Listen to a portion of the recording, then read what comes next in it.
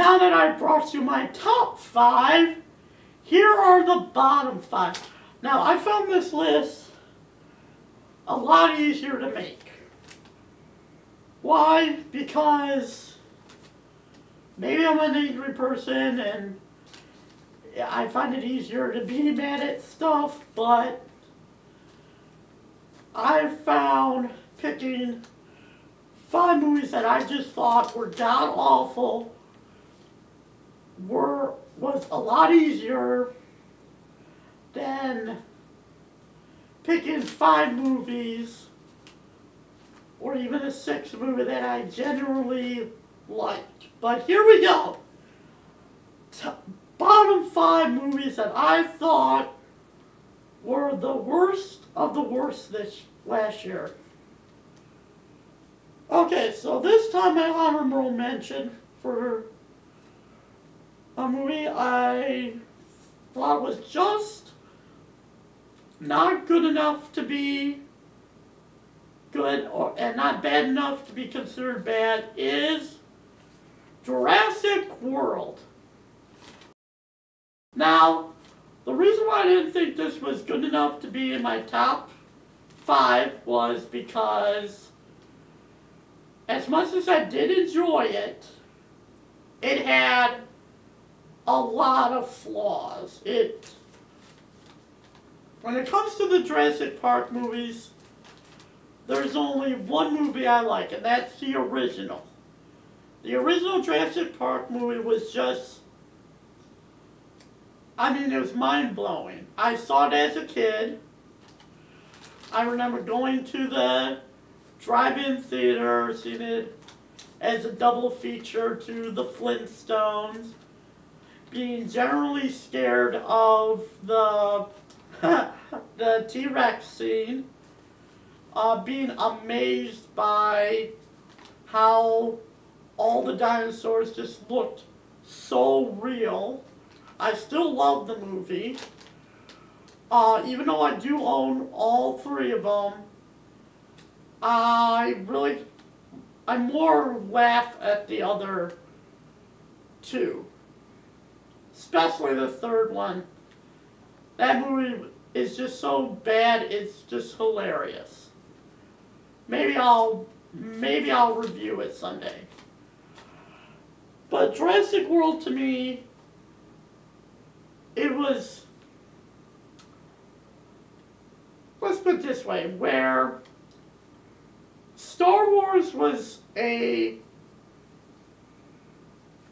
good movie with flaws, I felt like Jurassic World was not a good movie with some good moments. It had its moments. I own it because I didn't think it was that bad. I'll be more than happy to watch it again and again. But yeah, I didn't think Jurassic World really was that good to be top. But it's really not so bad that it needs to be considered a bad movie. Okay, so with that out of the way, number 5, and I know I'm probably going to get a lot of angry comments and thumbs down for this, but listen.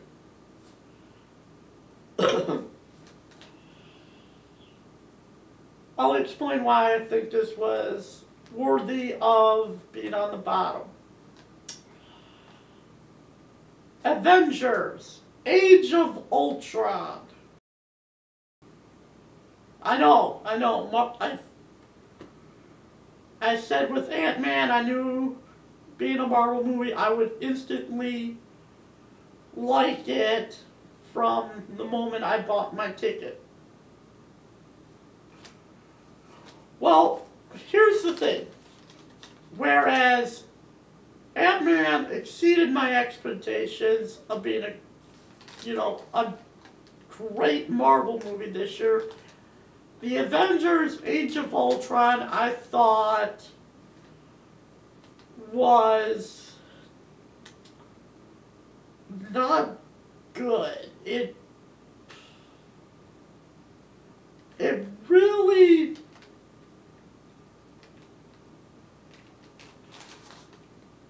it really, it, it was the worst type of retreading. I mean, I said Star Wars, I praised it for retreading. But here's the thing with Star Wars and Avengers. Star Wars, it's been a long time since we've had a good Star Wars movie. And it was a different director. So, of course, we needed a reminder of what a good Star Wars movie could be. Where the Avengers,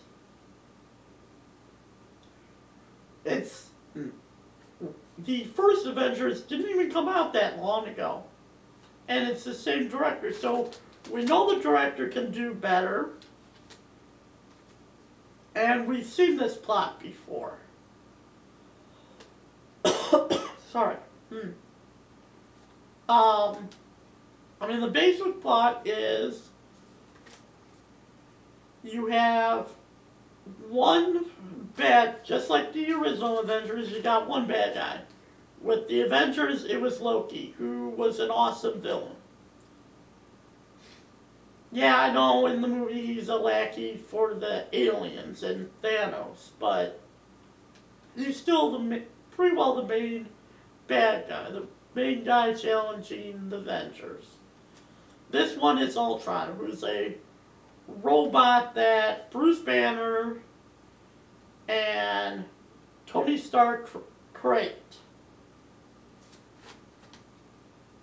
I mean, what? Does, movies like The Terminator or every other movie that involves killer robots not exist? I mean, Tony Stark and Bruce Banner are supposed to be the smartest people in the Marvel Cinematic Universe. And yet, they decide it's a good idea to create artificial intelligence using some alien technology that never goes well. Not only that, but they do it twice in the movie. Yes, the second time I know they create Vision, but I mean, I'm sorry, these guys are supposed to be the smartest guys in the universe, Marvel Universe, and they make the same mistake twice. They're just lucky the second time that it went well.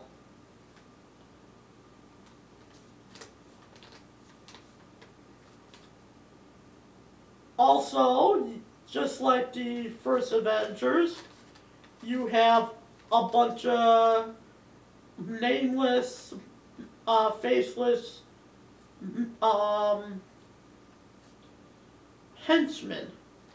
Where in the first Avengers it was the aliens. I'm sorry if I don't know their names. In this one it's all the different drone robots that Ultron makes.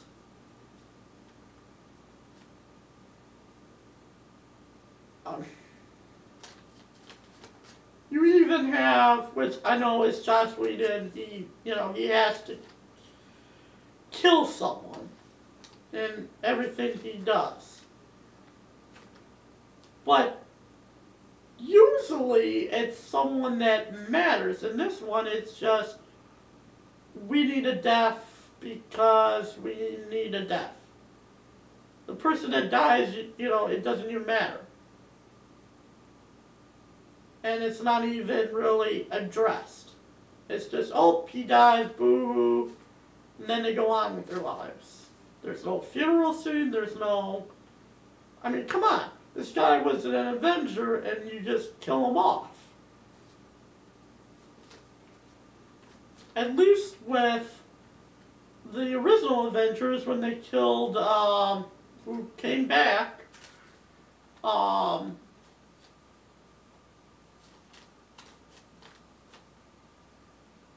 Coulson, when you killed Coulson off in the original Avengers, yes, he came back, but his death still mattered. It was the callus that caused the Avengers to go, look, we gotta unite and defeat Loki.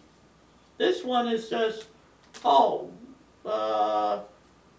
okay, what Avenger can we kill? They keep hinting that they're gonna kill Hawkeye, which would have actually mattered because we got to know Hawkeye. We got to see that he's got a family, that he's basically got a life. He doesn't really need to be an Avenger.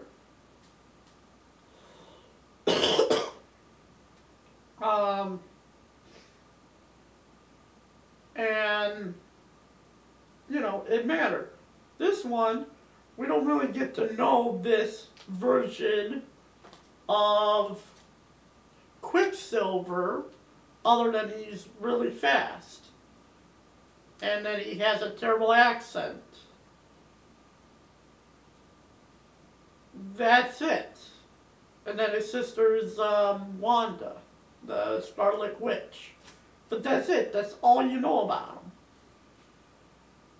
You don't know how they got their powers, because they're not mutants, because some weird sort of, you know, forget it, to explain why they can't be called mutants or be, you know, who their father is, you know, it's too complicated. But point is, you don't learn nothing about these guys. All you know is they got powers, and he died. And they don't try to get his body. They don't do anything. There's no repercussions.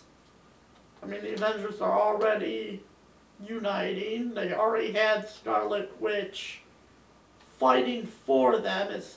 Now, if Ultron killed Quicksilver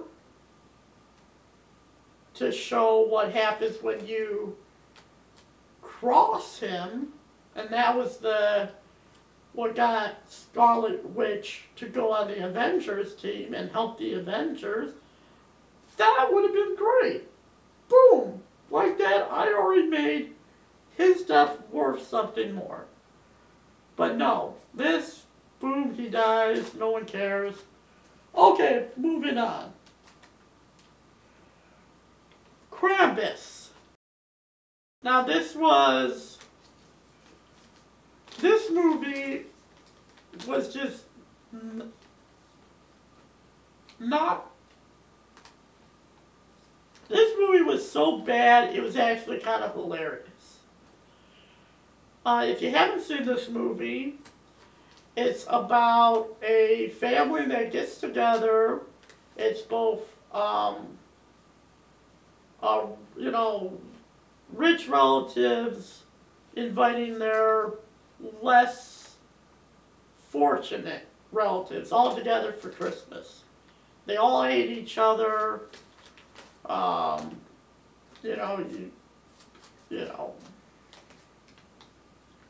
The rednecks pretty well play it like they were like Cousin Eddie from Christmas Vacation. You know, they're complete trash. But where Christmas Vacation, the redneck relatives and the other relatives had their own little charm to them. This one, there's no one you can like. None of the characters are likable. The one person that's likable is just so pure and good that it's disgusting. He wishes that, he wishes Christmas could be like it was before. His sister's, hanging out with someone who's, I don't know if he's older or whatever, but but then all of a sudden, the Krampus comes, who's kind of like this goat-like creature that comes instead of Santa Claus to punish the bad. You know, Santa Claus gives you presents and puts treats and stuff in your stockings. This guy puts you in his sack, takes you to hell, and instead of getting toys, he sends toys after you. I mean, there's a scene, but this is what I mean by being so horrible, it's hilarious. There's a scene where the dad and the redneck dad are fighting off gingerbread cookies, and he blows one of the cookies' heads off, and it's just hilarious. I mean, the movie, now you might be thinking, well, if I thought it was so bad, why am I, you know? Because, like I said, it's not a good movie. It really is not. It's definitely one of those movies that's great only if you have a bunch of people over, you turn off the lights, you record yourselves, and you just riff it. Or, you know, make some sort of drinking game out of it, because it's that kind of movie. It's not good. It was, you know, it's really not good. Okay, so just like my top 5, I said my top 3 were probably the easiest and definitely, in all ways, the better movies. Well, same goes for my bottom 3. This, my folks, is the worst movies. Number 3, Terminator Genisys. Now, let me point something out to you before I discuss this movie. See these? These are all 4 of the Terminator movies that have come out so far. The original Terminator, which is just awesome.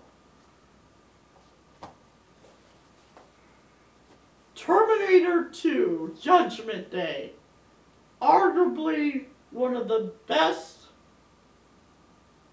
sequels to a movie. A movie that proves that sequels can be surprise you and be even better than their original.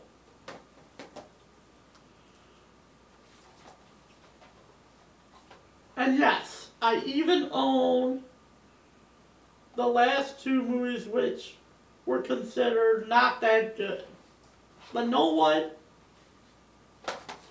These movies might not be as good as those movies, but I own them.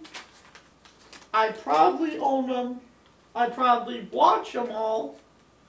But Terminator Genisys, I will not buy.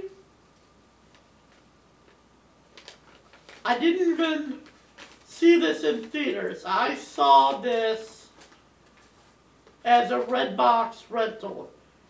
And let me tell you, the movie was so bad, as soon as the movie was over, I drove it straight back to Redbox just to make sure I wouldn't have to pay for it for another night.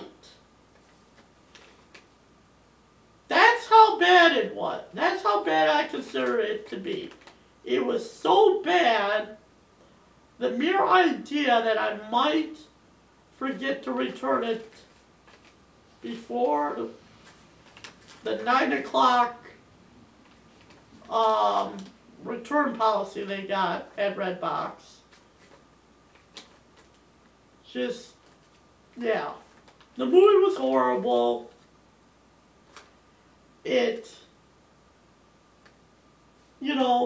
These might have not done any favors for the franchise. But know what?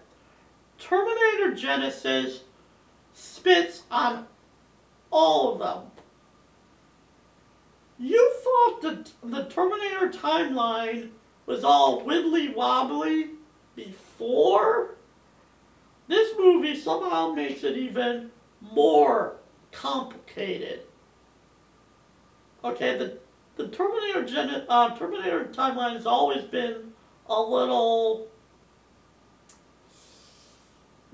a ball of wibbly timey-wimey. How is it that, the John Connor that saves the world from the Terminators even exists if his father had to be sent in time to, make it with his mom? And how can the Terminators exist and Judgment Day happen the way it happened originally if the only reason the Terminators were created in the first place was because the Terminator of the first movie got crushed and some scientists found, they even state this in the second movie, mind you, that the microchip and the alloy the Terminator hand is made of, it's not even something, is way beyond something they would have ever thought of. But because the Terminator,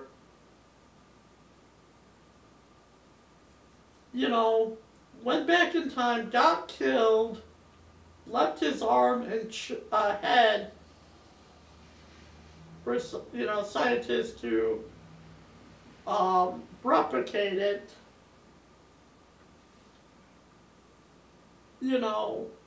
and John Connor, who's always been the savior, can only exist because of time travel. But how, you think that's complicated. Somehow they make it even more complicated, because what this movie is about, this movie says that somehow the Terminators figured out not only that Sarah Connor, somehow way in the future, not only did they find out that Sarah Connor was John's mom, but they found out exactly which Sarah Connor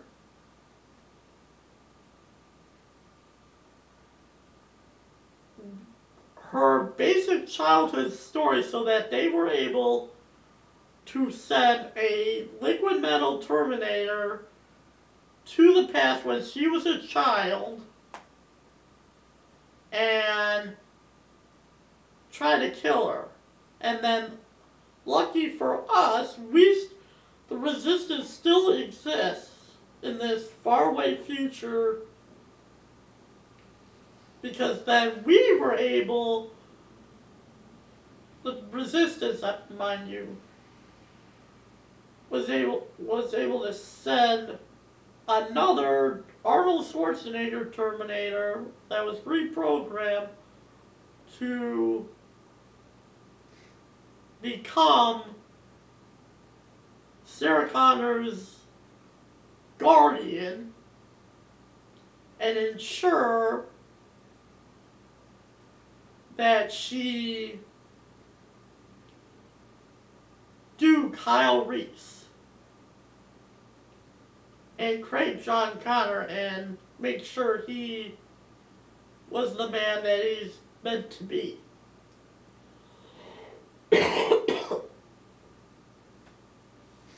I'm sure if they make the sequels, because I'm not sure if this movie did well enough for them to warrant more sequels, but if they make sequels, hopefully they explain this, because I found this even a bigger plot hole than the original plot holes from the original series. And this movie wasn't good enough for me to forget about those plot holes, where the original movies were so good that you almost forget about that major plot hole. And then they introduce a new Terminator has the ability to infect you with nanites, which, going back to the way I've described Terminator, the reason why I said the phrase timey-wimey, that's a Doctor Who thing, and they stole two things from Doctor Who in this movie. They made Matt Smith, with, if you're all familiar with Doctor Who, will know him as the 11th Doctor. He's in here, only for a second, as literally the embodiment of Skynet. And no, I don't care about giving spoilers. This movie sucks so much. No one should see it. This franchise should die after the second movie. But I digress.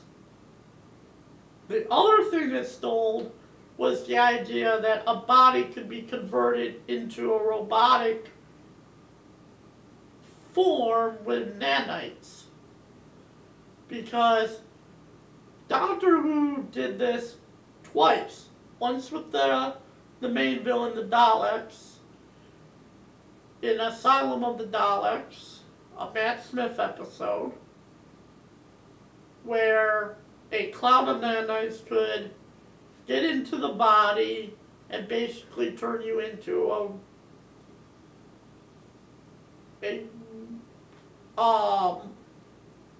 dialogue puppet. The second time they did this in Doctor Who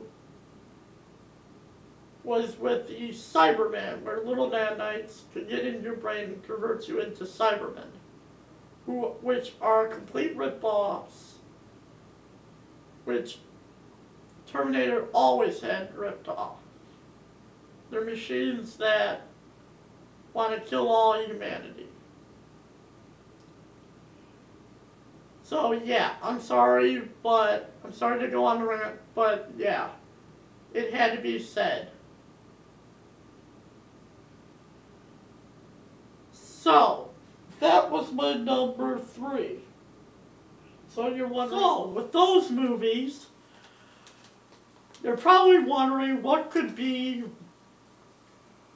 worse than that. What 2 movies could possibly be any worse than that?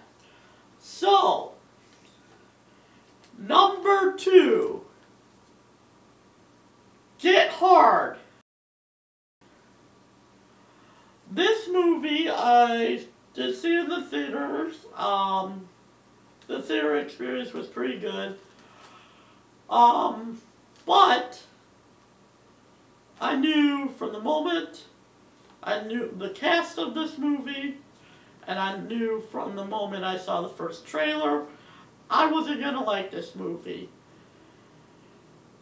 And as where Kingsman and the other movies that were on my top list exceeded my expectations, so did this. But it just proves why Will Ferrell and Kevin Hart need to stop making movies. Because this movie was horrible. I have never been a big fan of theirs. I will never be a big fan of Will Ferrell. I can't stand him. He does sort of this whiny, cryy,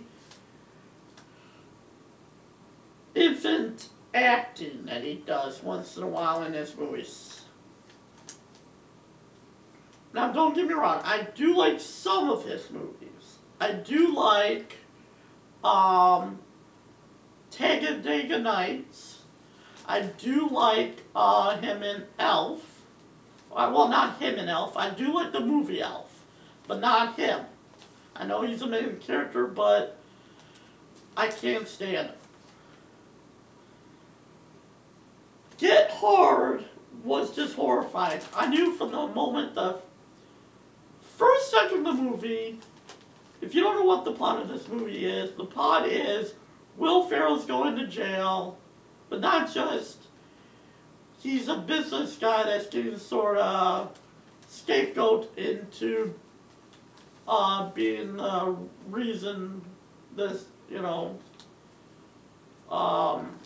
being involved in some sort of shady business or whatever. Well, he's not just going to go to regular rich people jail. He's going to go supposedly into one of the hardest, toughest jails there are. And so he decides, I need to become tough. I need to learn how it is to be in prison. Hence why the movie is called Get Hard, because the movie's about him learning to be tough. And he hires Kevin Hart, who I can't stand, and only because, not because Kevin Hart plays some big, gangster in the movie. No. It's simply because he's black. That's it. That's the joke. Will Ferrell's a big race. Will Ferrell's character is a big racist, ignorant idiot who thinks that Kevin Hart can teach him how to be hard simply because Kevin Hart is black. So, yeah, I thought the movie sucked, the story sucked,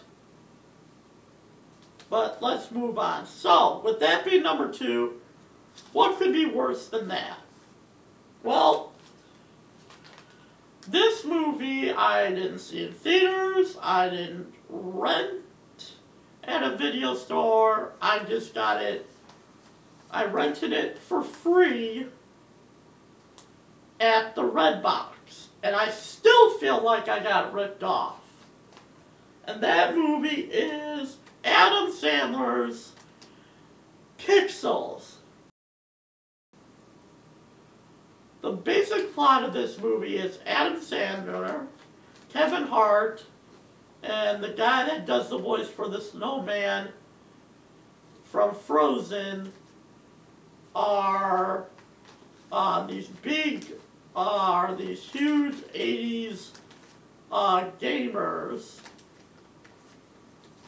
who, when they were children, they, along with Peter Dinklage, were the,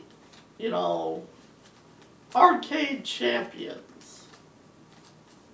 And in the 80s, the space program decided to take footage of their championship game and a bunch of other 80s stuff and send it into space, where these aliens who were told in the movie were completely peaceful aliens until they misinterpret our message to be a message of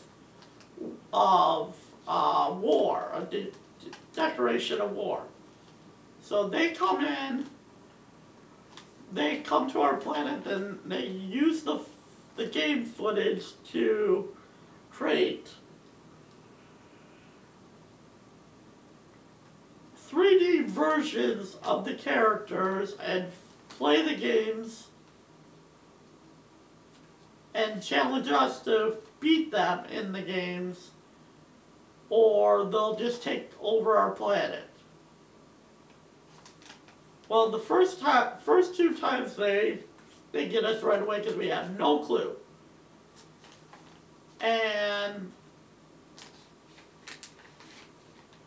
it's not until, like I said, I'm not familiar with the actor's name,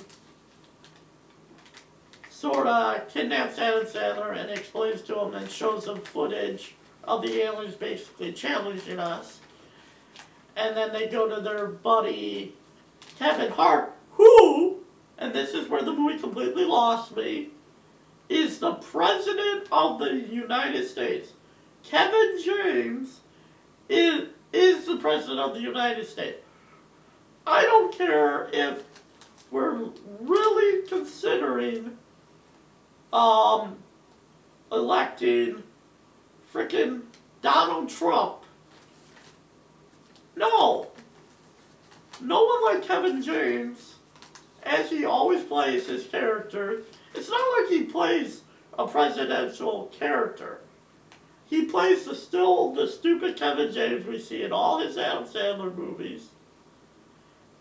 And we're supposed to buy that this guy got elected as president. So, point is,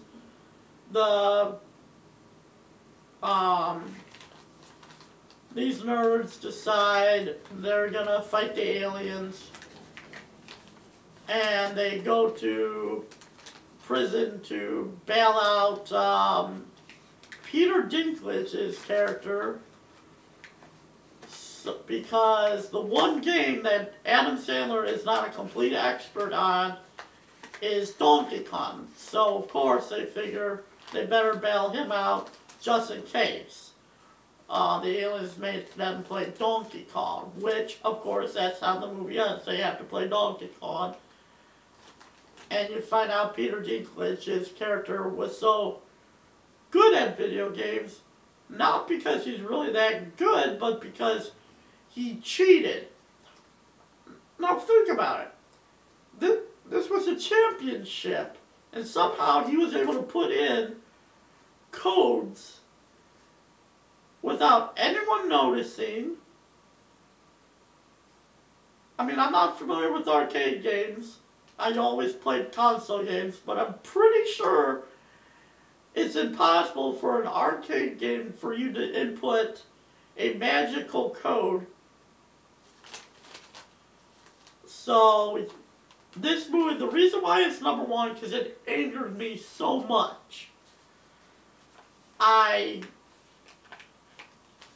already knew it was going to be bad, but I honestly was hoping that maybe Peter Dinklage's awesomeness would at least make the movie mediocre and at least entertaining. But no, even Peter Dinklage, with all his coolness, could not make this movie good.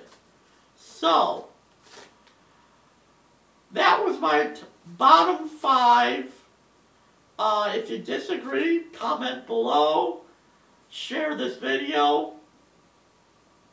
Tell me what you think the worst movies this year were. This is the B-Man. I make videos. You watch them. Bye.